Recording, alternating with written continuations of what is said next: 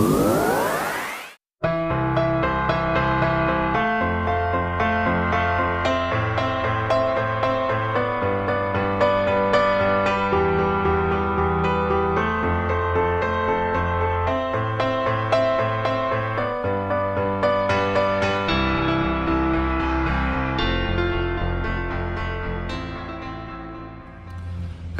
so coming to you from the beautiful Vassar College campus, which is right across the street from Userscape World headquarters. And it's a beautiful morning, so I just wanted to make a quick video. Thought it could be fun to talk about a little bit about pricing. We have Thermostat, our new product, coming out probably tomorrow morning, Friday, hopefully, if everything goes well. And I actually have a lot to say about how we built and released that too, but do that another time. One of the things obviously got a lot of thought was, what do we want to price it? How do we want to price it? And kind of the premise of Thermostat from the beginning was that basically NPS and customer satisfaction surveys are like, at their kind of core, are a really straightforward thing to build and are not expensive to run in terms of like the amount of data produced and server capacity needed and things like that. But all the competition, really charges quite a bit of money, and especially for NPS surveys. One of the really sort of annoying parts when I was looking at the different solutions is that they, it's a monthly fee, as you would expect, right? It's a regular SaaS subscription.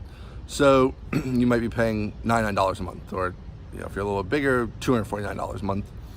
And you might only be running your NPS surveys twice a year, but you're paying every month $249.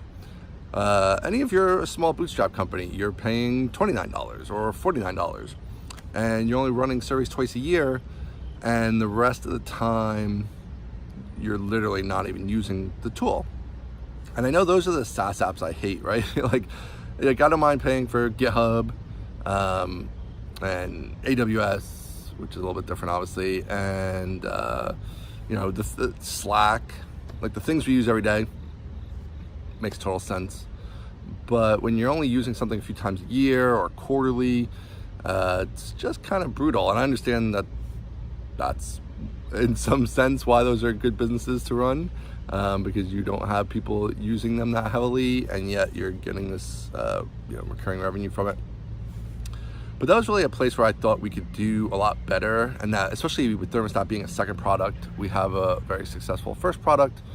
We can take some more chances on the second product, and we don't necessarily have to optimize for maximum revenue necessarily, and also with the idea that if we do something a little bit different, we might maximize revenue in a way that the other tools can't. So because we can reach a different set of customers. So the Thermostat Pricing, which will be live on the site tomorrow morning, but basically it's usage-based pricing. It's metered, and so you only get charged when you survey. So if you send out 100 surveys, the first 30 are actually free each month, and then you'll pay for those 70 surveys 10 cents each. And so it's a few dollars. And then it steps down with the lowest level being once you reach 1,000 surveys in a month, 2 cents a survey after that. And so it scales pretty nicely. Like at 10,000 surveys, you're paying like $250 a month, which is about what you'd pay for 10,000 surveys at most of the competing services. But if you only do that 4 times a year, you don't pay anything in the other months. So it's way less money over the year. Also, there's a lot of businesses, not so much our businesses, right? But there's a lot of businesses that are seasonal. Obvious example would be holiday season, right? So those businesses might send out thousands and thousands of customer satisfaction surveys in December and January, but the rest of the year they're sending out 1/10 the number that they do in those 2 months. So again, they're going to save a ton of money because they're not just paying to kind of store their peak level, and they also don't have to play the game of like, well, we'll raise the plan for these 2 months, then we'll drop the plan, and did anybody remember to raise the plan in November, and all those games. So can eliminate all that, and I think that's really nice. And I think people know that they're kind of overpaying, but they also don't. There actually just isn't a lot of other solutions other than maybe if you want to run your own of some open source version, which there's not even. I don't know if there's even any of those. There's definitely not a lot of them.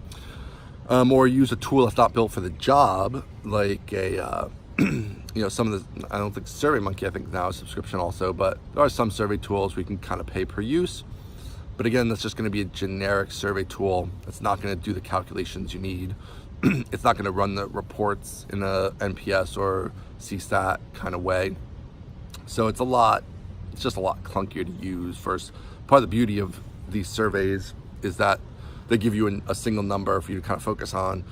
And if you don't have just instant access to that, if you can't see the trends over time, if you can't kind of slice and dice by different metadata on the scores, then it's not really that useful a tool. So I'm really excited about this pricing, and I have no idea how it's going to go. I've never sold anything that was metered before. It could be a total disaster. But I do like this idea of the fairness. I think, like you've even seen, there's been a little bit of a trend with this, with like Slack, for example, where they don't charge you if somebody doesn't log in the 30 days and things like that, where coming back to the consumer a little bit. And, obviously for years, just been this like kind of gold rush of, recurring revenue. Anything we can slap recurring revenue on, let's slap it on there, and not even think about if it's the best model for the customer, for your business. So we're gonna try out something different and see how it goes. I'm really excited about it. I'm looking forward to feedback. Obviously, I'd love to hear your feedback in the comments, or hit me up on Twitter, just what you think about it. And I will certainly send you an update once we launch and get some customers in there.